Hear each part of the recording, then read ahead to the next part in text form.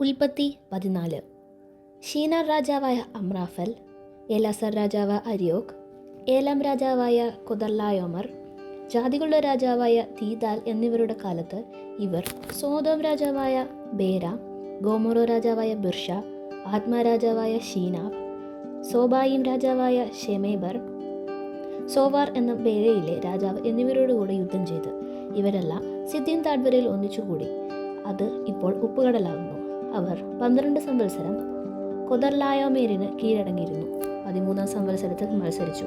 അതുകൊണ്ട് 14 സംവത്സരത്തിൽ കൊദർലായോമരും അവരോട് കൂടെയുള്ള രാജാക്കന്മാരും വന്ന് അസെരോത്ത്, കർണയീമിലെ രഫായികളെയും ഹാമായിലെ സൂസ്യരെയും ശവോകിര്യാത്യാമിലെ ഏമിരെയും സെയിർമലയിലെ ഹോര്യരെയും മരുഭൂമിക്ക് സമീപമുള്ള ഏൽപാരൻ വരെ തോൽപ്പിച്ചു.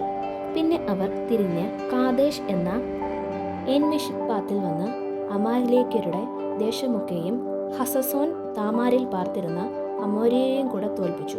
അപ്പോൾ സോദോം രാജാവും ഗോമോറ രാജാവും ആത്മാരാജാവും സോബായിം രാജാവും സോവാർ എന്ന ബേലയിലെ രാജാവും പുറപ്പെട്ട് സിദ്ദീം താഴ്വരയിൽ വെച്ച് ഏലാം രാജാവായ കൊദർലായോമർ, ജാതികളുടെ രാജാവായ തീദാൽ, ഷീനാർ രാജാവായ അമ്രാഫൽ, എലാസർ രാജാവായ അരിയോക് എന്നിവരുടെ നേരെ പടനിരത്തി. 4 രാജാക്കന്മാർ 5 രാജാക്കന്മാരുടെ നേരെ സിദ്ദീം താഴ്വരയിൽ കീഴ്ക്കുഴികളിൽ വളരെ ഉണ്ടായിരുന്നു. സോദോം രാജാവും ഗോമോറ രാജാവും ഓടിപ്പോയി അവിടെ വീണു. ശേഷിച്ചവർ പർവ്വതത്തിലേക്ക് ഓടിപ്പോയി. സോദോമിലും ഗോമോറയിലുമുള്ള സമ്പത്തും ഭക്ഷണ സാധനങ്ങളും എല്ലാം അവർ എടുത്തുകൊണ്ടുപോയി. അബ്രഹാമിൻ്റെ സഹോദരൻ്റെ മകനായി സോദോമിൽ പാർത്തിരുന്ന ലോത്തിനെയും അവൻ്റെ സമ്പത്തിനെയും അവർ കൊണ്ടുപോയി. ഓടിപ്പോന്ന ഒരുത്തൻ വന്ന് എബ്രായനായ അബ്രാമിനെ അറിയിച്ചു. അവൻ ഏഷ്കോലിൻ്റെയും അനേര്യൻ്റെയും സഹോദരനായി അമോര്യനായ മമ്രയുടെ തോപ്പിൽ പാർത്തിരുന്നു. അവൻ അബ്രാമിനോട് സഖ്യത ചെയ്തവർ ആയിരുന്നു. തൻ്റെ സഹോദരനെ ബന്ധനാക്കിക്കൊണ്ടുപോയി എന്ന് അബ്രാം കേട്ടപ്പോൾ അവൻ തൻ്റെ വീട്ടിൽ ജനിച്ചവരും അഭ്യാസികളുമായ 318 പേരെ കൂട്ടിക്കൊണ്ട് ദാൻ വരെ പിന്തുടർന്നു. രാത്രിയിൽ അവനും അവൻ്റെ ദാസന്മാരും അവരുടെ നേരെ ഭാഗം ഭാഗമായി പിരിഞ്ഞു ചെന്ന് അവരെ തോൽപ്പിച്ചു. ദമ്മേശേക്കിൻ്റെ ഇടത്ത് ഭാഗത്തുള്ള ഹോബ വരെ അവരെ പിന്തുടർന്നു. അവൻ സമ്പത്തൊക്കെയും മടക്കിക്കൊണ്ടുവന്നു.